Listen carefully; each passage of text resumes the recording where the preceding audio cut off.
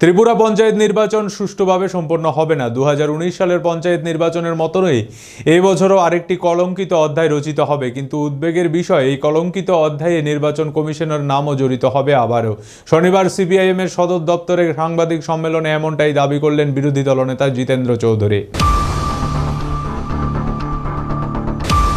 2019 সালের পঞ্চায়েত নির্বাচনের মতোই এবছর আরেকটি কলঙ্কিত অধ্যায় রচিত হবে। কিন্তু উদ্বেগের বিষয়, ওই কলঙ্কিত অধ্যায়ের নির্বাচন কমিশনের নামও জড়িত হবে আবারও। শনিবার সিপিআইএম এর সদর দপ্তরে সাংবাদিক সম্মেলনে এমনটাই দাবি করলেন বিরোধী দলনেতা জিতেন্দ্র চৌধুরী। এদিন তিনি বলেন, পঞ্চায়েত নির্বাচনের দিনক্ষণ ঘোষণা হতেই সিপিএম সমর্থিত প্রার্থীরা দুষ্কৃতীদের দ্বারা হামলায় শিকার হচ্ছেন। তাদের মনোনয়নপত্র জমা দিতে বাধা দেওয়া হয়েছে। দুষ্কৃতীদের মামলায় একাংশ কর্মী ও নেতাদের আহত হয়ে হাসপাতালে ভর্তি আছেন। এখন থেকেই সারা রাজ্য জুড়ে সন্ত্রাসের বাতাবরণ সৃষ্টি হয়েছে। নির্বাচন সম্পন্ন হতে হতে তা বর্তমান পরিস্থিতির নিরিখে আরো ভয়াবহ আকার ধারণ করবে। এদিন তিনি আরো বলেন, সিপিএম এর একাংশ প্রার্থীরা তাদের মনোনয়নপত্র জমা দিতে পারেনি। তাই রাজ্যের সন্ত্রাসের পরিস্থিতি নিয়ন্ত্রণে আনতে শনিবার সকালে সিপিএম এর এক প্রতিনিধি দল 4 দফা দাবি নির্বাচন কমিশনের নিকট ডেপুটেশন প্রদান করেছেন। দাবিগুলি হলো, আগামী 25 জুলাই পর্যন্ত মনোনয়নপত্র জমা দেওয়ার দিন বাড়ানো, পঞ্চায়েত এবং পঞ্চায়েত সমিতির মনোনয়নপত্র জেলা শাসকের কার্যালয়ে জমা দেওয়ার নিয়ম করা এবং 8টি জেলাতে অতিরিক্ত কাউন্টার তৈরি করা, বিরোধী দলের সমর্থিত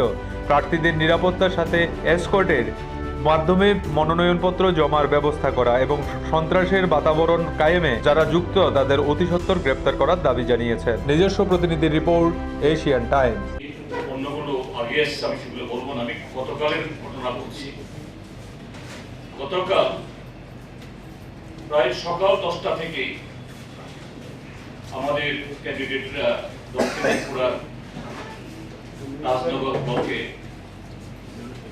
বাজারের পাশে আমাদের প্রাক্তন বিধায়ক পার্টির নেতা সুধন দাসের বাড়ি, সেখানে জড়ো হয়েছিলেন।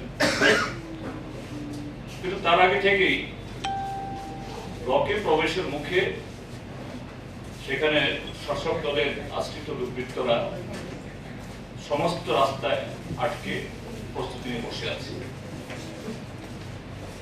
আমাদের পার্টি সম্পাদকমণ্ডলীর সদস্য কমরেড সুধন দাস বারবার জেলা শাসক, তারপর জেলা পুলিশ আধিকারিকের যোগাযোগ করেছে। আমরাও রাজ্য কেন্দ্র থেকে এবং আমি গতকাল ছিলাম ধলাই জেলা থেকে, সেখানে ডিএম এসপির সাথে কথা বলার চেষ্টা হয়েছে। বলছেন তারা আমরা ব্যবস্থা করছি।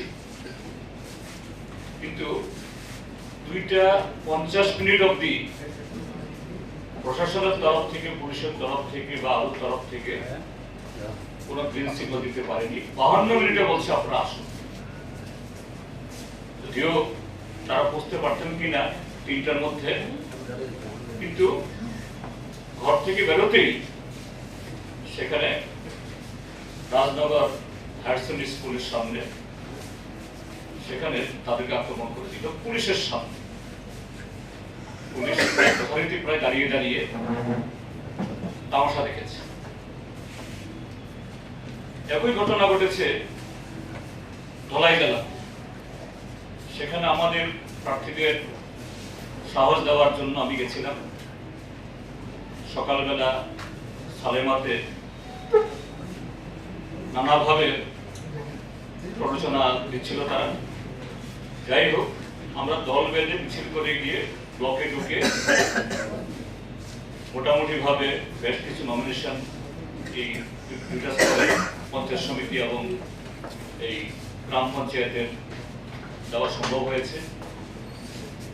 তারপর আমি আরেকটা ব্লকে যাওয়ার সময়তে আমাদের সমর্থকরা যারা ছিলেন, ক্যান্ডিডেটরা, তাদের ফেরার পথে বেশ কয়েকজন আক্রান্ত হলেন, মহিলা সহ। ধলাই জেলার এই আরেকটা ব্লক দুর্গাচৌমনি কমলপুরের এই মহকুমার মধ্যে, সেখানে সকাল থেকে আমাদের সমর্থকরা, আমাদের ভাবী প্রার্থীরা, তারা বিভিন্ন দিক থেকে যাওয়ার চেষ্টা করছিলেন। প্রায় সব কটা পথ তারা আগলে আছে। অর্থাৎ দুর্গাচৌমনি ব্লকের শুধু সামনের ডানা, দুর্গাচৌমনি বাজার না, দুর্গাচৌমনি ব্লকে যাওয়ার যে বিভিন্ন দিক থেকে রাস্তাগুলোর প্রায় 1-1.5 মাইল কিলোমিটার আগে থেকে লাঠি সুটা নিয়ে বিজেপি আশ্রিত দুর্বৃত্ত বাহিনী তারা পাহারা দিয়ে বসে করে। তো আমি সালেমা ব্লক থেকে সেরে বললাম, ঠিক আছে আপনারা থাকুন রাস্তায়, একসাথে কনভয় করা হবে। যথারীতি আমরা রওনা হলাম, তখন প্রায় 2টো বাজে। কনভয়ের সামনে ছিলাম আমি, বিশাল কনভয়। আমার কনভয়ে সেই মানে অর্থাৎ আমাদের যারা ক্যান্ডিডেটরা তারা কেউ গাড়িতে, কেউ অটোতে, কেউ টমটমে, কেউ মোটরসাইকেলে ছিলেন। আমি সামনে ছিলাম,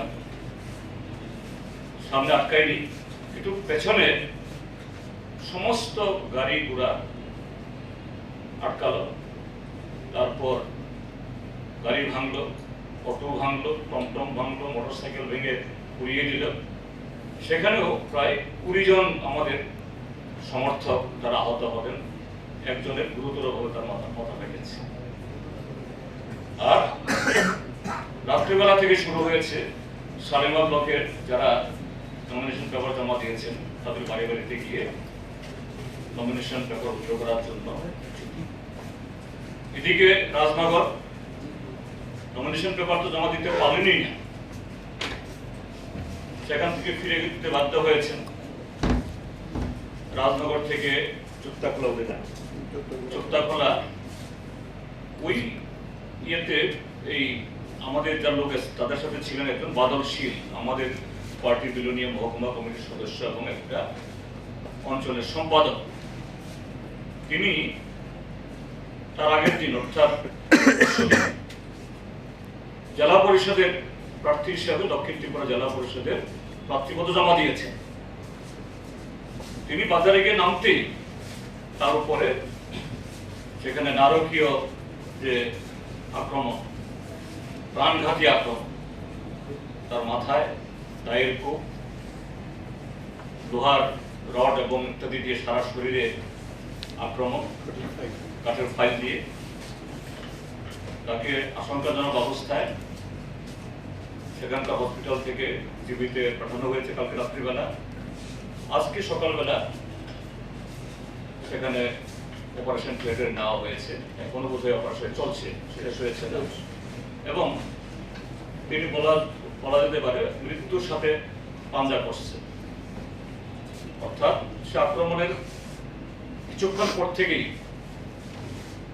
তিনি প্রায় ইয়েতে চলে গেছে, কোমাতে চলে গেছে। তো এই ঘটনা, এই জাতীয় ঘটনা, এটা গতকাল এই ইয়েতে হয়েছে, সেখানে ঢুকতে দেওয়া হয়নি, কিন্তু একজন আমাদের সমর্থক গেছেন